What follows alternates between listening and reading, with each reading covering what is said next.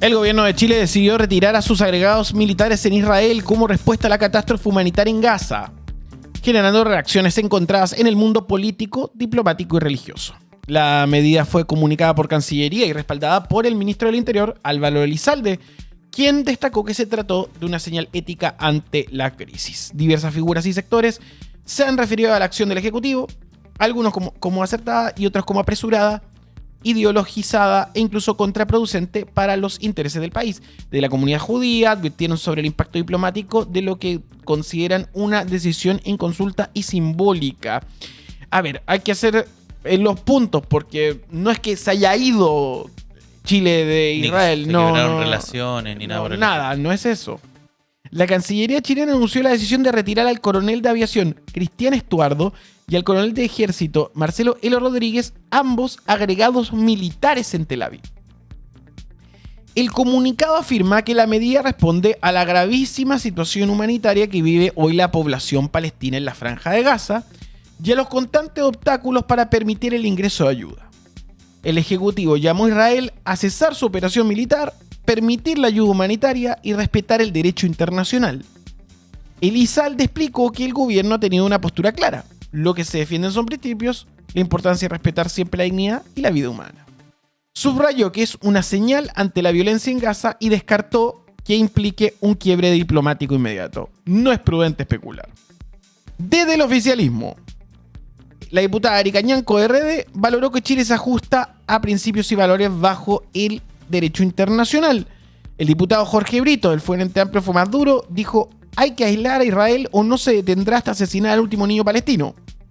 La candidata presidencial Carolina Toa respaldó la decisión, aunque aclaró que no es partidaria de romper relaciones diplomáticas. Eso es llamativo porque este tema ocurrió medio de improviso, aunque las tensiones con Israel yo creo que han ocurrido a lo largo de todo el gobierno, desde que el embajador presenta sus cartas credenciales. ¿Te acuerdas de esa polémica que finalmente lo postergaron para la semana siguiente y ex ante se llenó de conspicuos reportajes sobre el caso?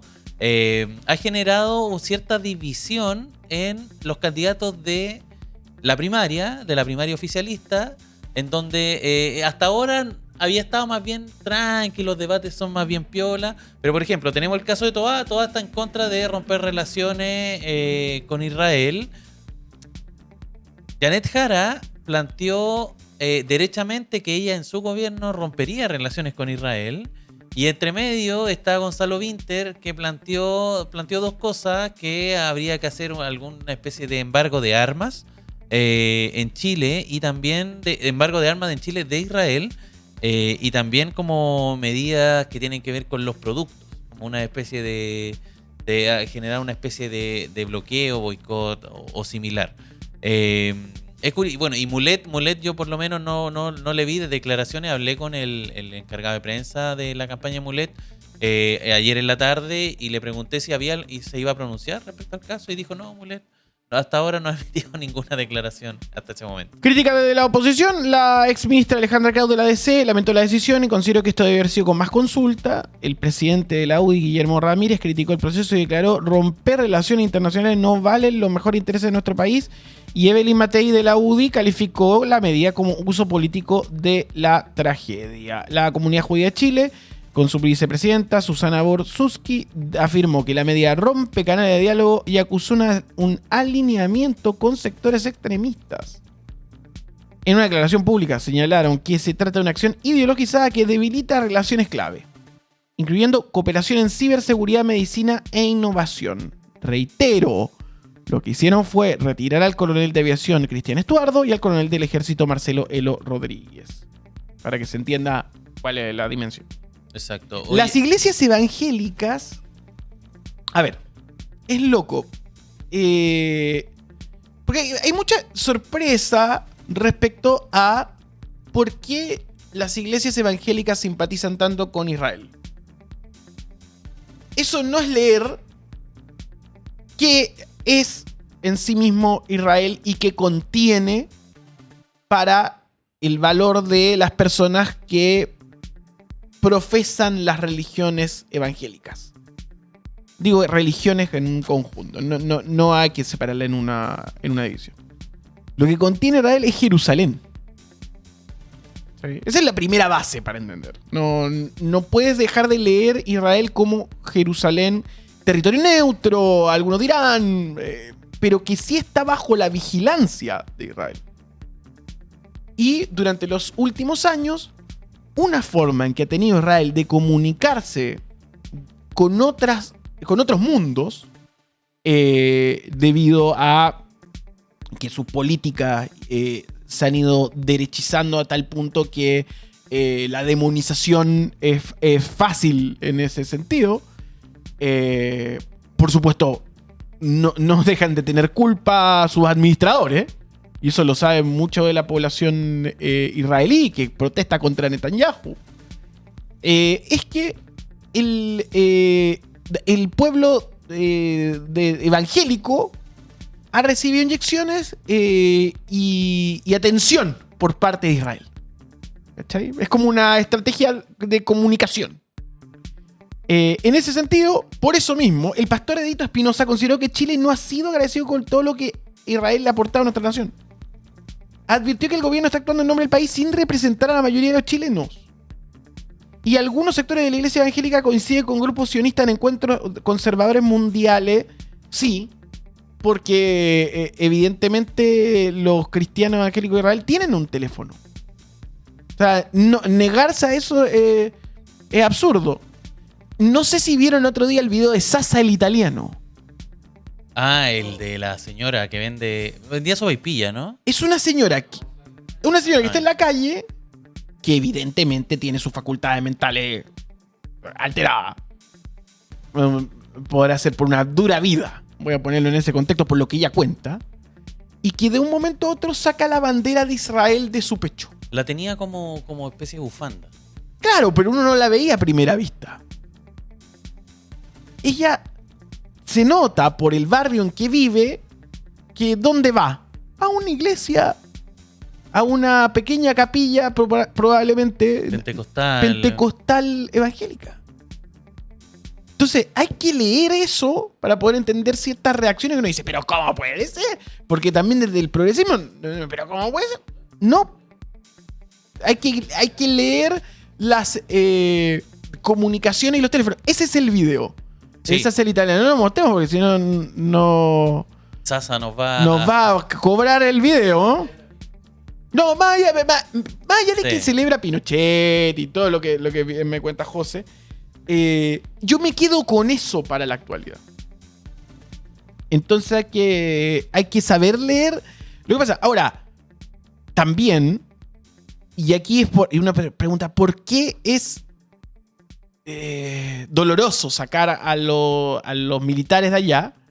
Es porque Israel tiene toda una industria militar y de inteligencia muy bien desarrollada. ¿Sabes? No, es por eso que viene la FIDA. ¿Por qué? Porque han mantenido toda la estructura de muro y separación con respecto al resto de Medio Oriente. No, y son potencia en esa materia. Oye, además de este elemento, yo creo que es importante siempre resaltar la crisis, el nivel de crisis humanitaria que está ocurriendo en Gaza. La UNICEF cifró en algo así como 50.000 niños los que han muerto, digamos, en esta crisis.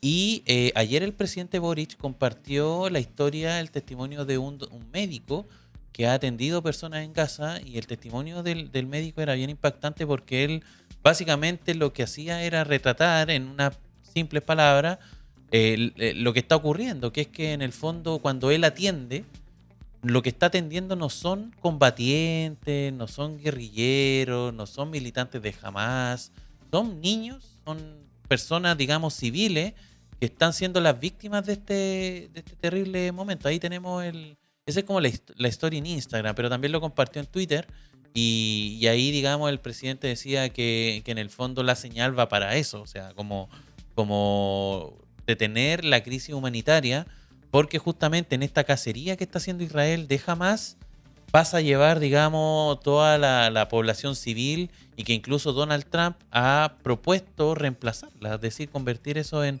un lugar de hoteles, de llegar, intervenir, meterle mano a Gaza, donde personas ya han perdido sus viviendas, han perdido familiares. Entonces, el nivel de la crisis que se está viviendo allá nunca está de más como recalcarla, Acá, oye, muchas gracias a la gente que me está defendiendo en el chat, pero acá un gallo dice, lo que acaba de decir Copano es lo más poco informado que existe, a Israel no le interesan las iglesias evangélicas, no van a dar un peso. No, eso es distinto. No te estoy diciendo eso. No, yo no estoy diciendo un análisis de valor sobre lo que yo sienta. Te estoy contando que esto existe y es concreto. O sea, tanto en la figura... Y lo trato de reflejar en la figura de esa señora que se encuentra con un tipo que no tendría que estar. Bueno, a mí me tocó visitar y conocer Jerusalén. Entonces, uno identifica... La gente va a Jerusalén porque es un viaje... Es lo más parecido... Yo cuando fui, es lo más parecido a ir a ver Indiana Jones.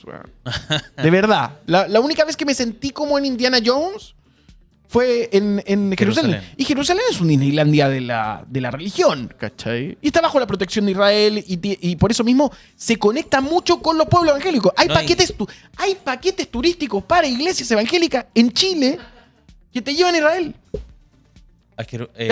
Te hacen precio. No, y ahí convergen todas las religiones. Jerusalén es una ciudad importante. Es demente.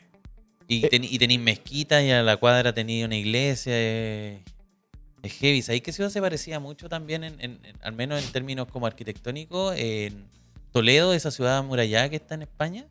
También fue una ciudad que tiene, no sé, 1000 años. Y en un momento gobernaron ahí los musulmanes, en otro momento los españoles. Entonces, el nivel, cómo se grafica eso en la estructura de una ciudad, y además a esto metiéndole como el contexto sociopolítico. Bueno, es súper interesante. Hay un artículo del The Guardian, que se lo recomiendo mucho, que se llama... Se les digo al tiro. Yo creo que el artículo del año apareció en Democracy Now! Hace unos días y está disponible. Si quieren ver la versión, pongan Democracy Now! Naomi Klein. Pero es un artículo de Naomi Klein, que es gran escritora. ¿En el The Guardian? En el The Guardian, que se llama, te lo digo al tiro, se llama El ascenso del fascismo del fin de los tiempos. Y que básicamente lo que dice, y aquí está lo interesante... The Rise of the Fascism of End of Times, de Naomi Klein y Astra Taylor, que básicamente plantea una idea que es muy relevante y habla de lo que pasa en Israel, Palestina y lo que sucede en Jerusalén.